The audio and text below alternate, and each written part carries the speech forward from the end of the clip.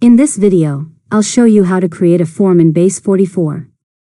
First, open your web browser, go to the BASE44 website, and sign into your account.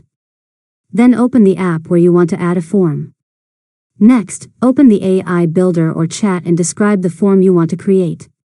For example, you can ask BASE44 to create a contact form, a registration form, a customer feedback form, or an order form.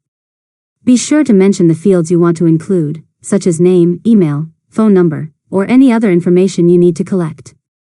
Now, submit your request and let BASE44 generate the form. It will create the form layout, add the input fields, and configure the submit button automatically.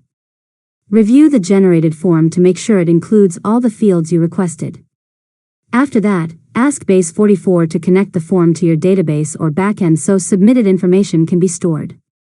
You can also ask it to add field validation, required fields, success messages, and error handling to improve the user experience. Finally, test the form by submitting sample data and verifying that everything works correctly. Once you're satisfied with the results, publish your updated app so users can start filling out the form. And that's it. You've successfully learned how to create a form in BASE44. If you found this tutorial helpful, make sure to subscribe to Learn Mode Lab for more tutorials.